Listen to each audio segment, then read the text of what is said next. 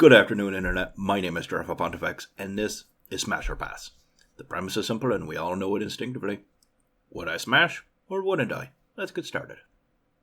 Mr. Sinister. Mr. Sinister looks like he stole his mom's credit card and just went on a shopping bender in a Hot Topic at a mall. You look like the kind of fella that listens to a lot of Insane Clown Posse. And honestly, you're just ridiculous. You're ridiculous. You're too over the top. I can't take you seriously. If I were trying to do better in the world, and you showed up and tried to stop me, I would just laugh at you. You would defeat me because I could not stop laughing at you. You'd be beating me, you'd be hitting me, and all I could do is laugh. I could not fight back. I would die from laughter at how fucking ridiculous you are. You are a 15-year-old ICP fan's idea of edgy. No, pass. Mojo. Oh, I feel like I can almost smell him from here. No. Do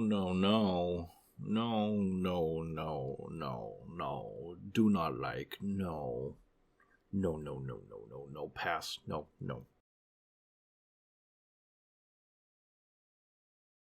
Morph. I really don't remember you, and it's become apparent that I remember basically nothing from the show. Given I've lived most of my life in between when I last watched this show and now, I suppose that's to be expected. I don't know, you seem like a good guy, but that chin line, though. I'm sorry, Morph. Like, you're probably a nice guy, you're hanging out with the heroes and all, but you're not a handsome lad. It's a little harsh, I know, but it's true. Pass. Nightcrawler. Oh, I like Nightcrawler. He's a cool character. Here's the thing. Am I willing? Yes. Gonna say smash. However, I feel like Nightcrawler would not want to. I feel like he's too self-loathing and too religious, you know? I feel like he's got too much emotion to work through. But I've said pass way too many times, I feel like, in this episode, so I'm gonna say smash, but only if he's really sure. So smash. Professor Twitter. Sorry, X. No, I'm kidding. Xavier. I don't remember much of your personality from the show, but I do remember it from the films. And Sir Patrick Stewart, I mean, come on. Again with the telepathy, but you're usually pretty respectful about it, so it's not too much of a concern. Here's my reservation. And hear me all the way through before you judge me, alright? Just let me get through it, and then you can judge. Hear the whole thing. I have never been with someone who is mobility impaired.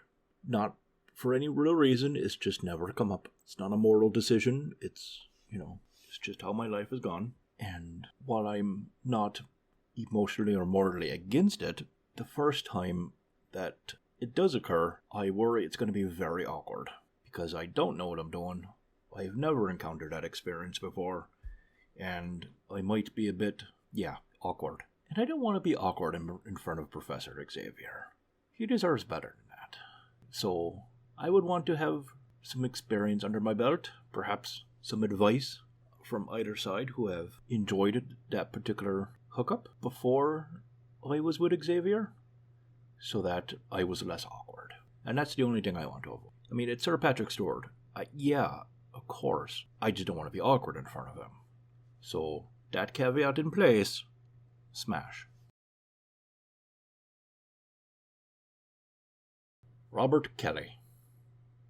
You look like an older version of, what's his name? Cyril Figgis from Archer. You do. That just hit me and now I can't unsee it. And God, no. No, never Figgis. Never to Figgis.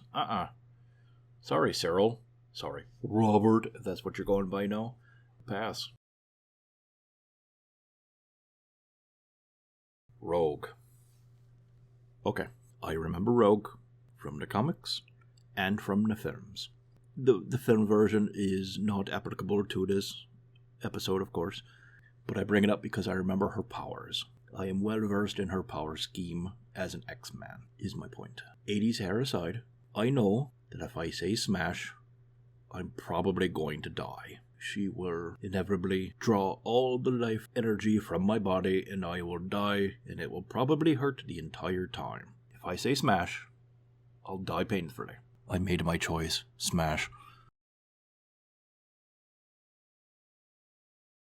Sentinels. You know what?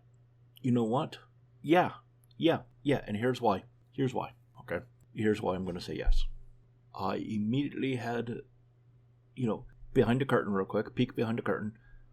When the picture first pops up for me and I take a good look, my immediate impulse is to first visualize how it might go.